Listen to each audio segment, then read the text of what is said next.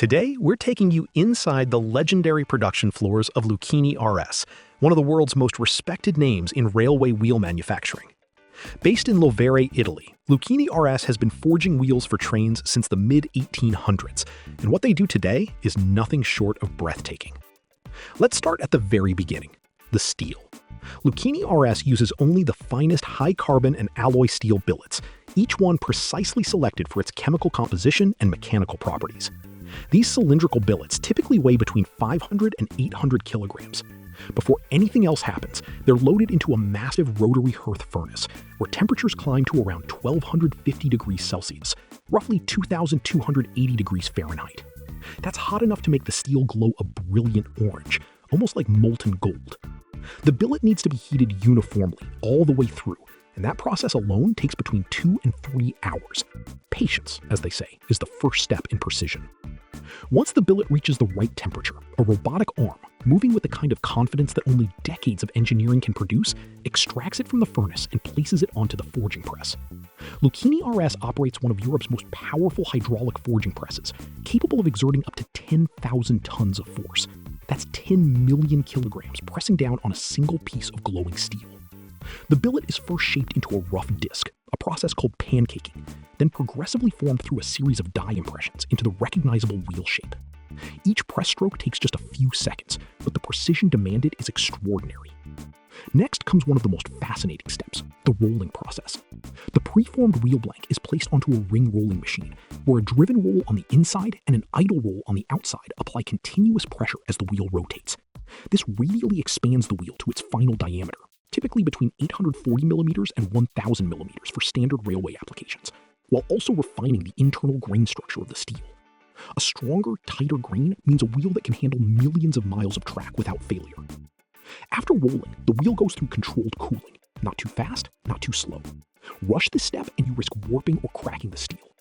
Then comes heat treatment. The wheel rim is rapidly quenched in water jets and then tempered in a furnace, hardening the tread surface to resist wear while keeping the web flexible enough to absorb track impacts. The final stage is machining. Computer-controlled CNC lathes and boring mills finish the wheel to tolerances measured in fractions of a millimeter. The bore, the center hole where the axle will press in, must be absolutely perfect. A 0.1 millimeters error here can cause catastrophic failure at 200 miles per hour. Every single wheel produced by Lucchini RS is ultrasonically tested, inspected for surface defects, and load tested before it ever leaves the factory.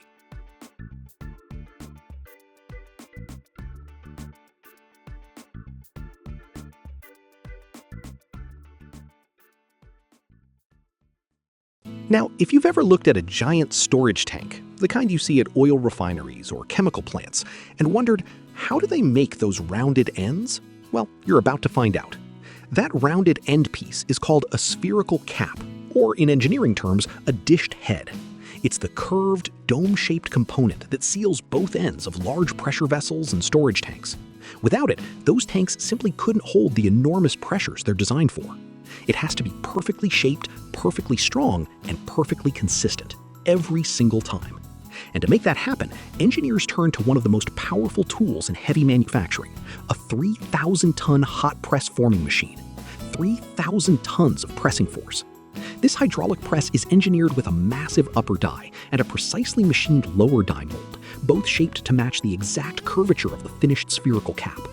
The press operates using high-pressure hydraulic cylinders, some systems running fluid at over 300 bars, delivering smooth, controlled, and incredibly powerful force across the entire surface of the steel blank. Here's how it all comes together.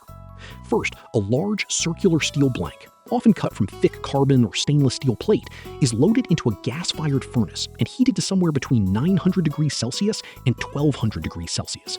That's roughly 1650 degrees Fahrenheit to 2200 degrees Fahrenheit. At that temperature, steel becomes almost clay-like. It glows a brilliant orange-yellow and can be shaped without cracking or fracturing. Once the blank hits the right temperature, workers, and in modern facilities, robotic arms, transfer it rapidly to the press. Speed matters here. Every second of delay means heat loss, and cold spots mean defects. The upper die descends with full hydraulic force, pressing the glowing steel into the lower mold in one powerful, controlled stroke. The forming process typically takes just seconds, but those seconds define the shape, wall thickness, and structural integrity of a part that may one day hold thousands of gallons of high-pressure gas or liquid.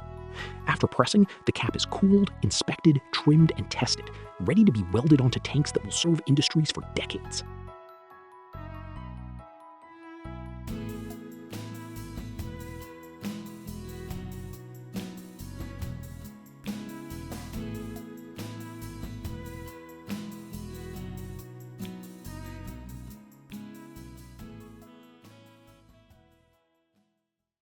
Welcome to a Danieli steel bar rolling mill, one of the most advanced continuous rolling facilities on the planet, capable of processing 500,000 metric tons of steel bar every single year. That's over 1,300 tons a day, every day, around the clock. Let's walk through how they do it. The raw material arrives as steel billets, typically 130 millimeters by 130 millimeters square cross-section, anywhere from 6 to 12 meters long, weighing up to 2 tons each.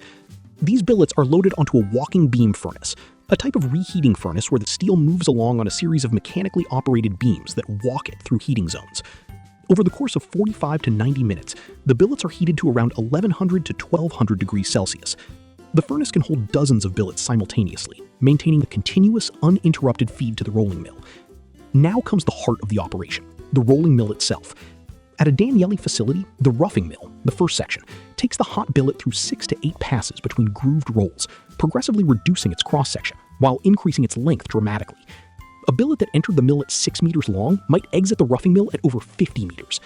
The steel moves fast, between 1 and 5 meters per second, and the grooved rolls, made from high chromium cast iron or forged steel, are water-cooled continuously to handle the intense thermal load.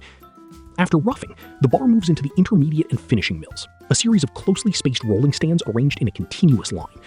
Each stand is powered by its own electric motor, sometimes up to 1,000 kilowatts each, and the whole line is orchestrated by a computerized tension control system that keeps the bar perfectly aligned and stress-free between stands. The bar's temperature, speed, and tension are monitored in real time by dozens of sensors. By the time the steel exits the finishing mill, it's been rolled into a precise round, square, flat, or angle bar, exactly the shape the customer ordered. The final steps include a cooling bed, a massive slanted rack where bars fan out and cool naturally, or under controlled airflow, followed by cold straightening, cut-to-length sawing, bundling, and inspection. Every bar is checked for dimensional accuracy and surface quality.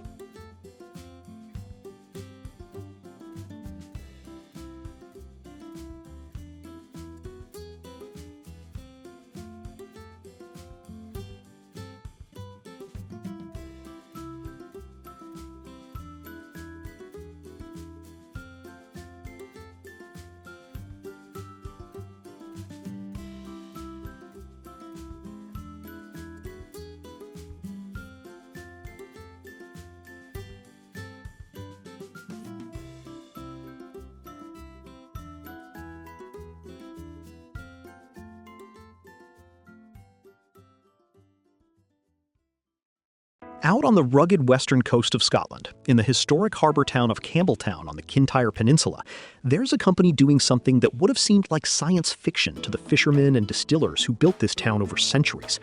The Scotland Wind Tower Company, operating right here in this proud and storied community, manufactures the towering steel structures that hold wind turbines high above the landscape, catching the wind and turning it into clean electricity. Let's see exactly how they do it. It all begins with steel plate.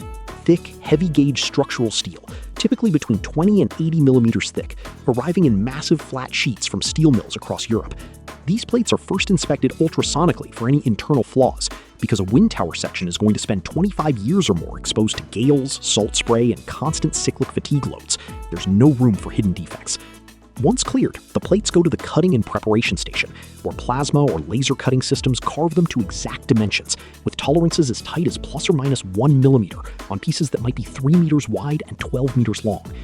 Next comes forming. The cut steel plates are loaded into a massive plate bending roll, a machine with 3 or 4 enormous hardened steel rolls, each one several meters long, that progressively curve the flat plate into a cylindrical section. This takes multiple passes. First, the plate is fed through at a light setting to begin curving the edges, a step called pre-bending, and then progressively rolled tighter until the ends of the plate meet perfectly, forming a cylinder. For a typical onshore wind tower, these cylindrical cans might be 4 to 6 meters in diameter. Getting the roundness and straightness right on something this large is a serious engineering challenge, and the operators here at Campbelltown have developed real expertise. The individual cylindrical cans are then welded together, end to end, using submerged arc welding. one of the strongest and most reliable welding processes available for thick structural steel. The weld seams are both longitudinal, running along the length of each can, and circumferential, joining one can to the next. A finished tower section, called a can section, might be 20 to 30 meters tall and weigh 40 to 60 tons. Surface preparation and coating are the final critical steps. The completed tower section is shot blasted, inside and out, a process where millions of tiny steel pellets are propelled at high velocity to clean and roughen the steel surface, then coated with a multi-layer corrosion protection system, primer, intermediate coat, and a top coat specifically formulated to withstand decades of coastal exposure. At Scotland Wind Tower Company's Campbelltown facility, sections are then carefully loaded onto heavy transport vehicles or ships and delivered to wind farm sites across the British Isles and beyond. Every tower they ship represents hundreds of man-hours of skilled craftsmanship and a piece of this proud Scottish town's future.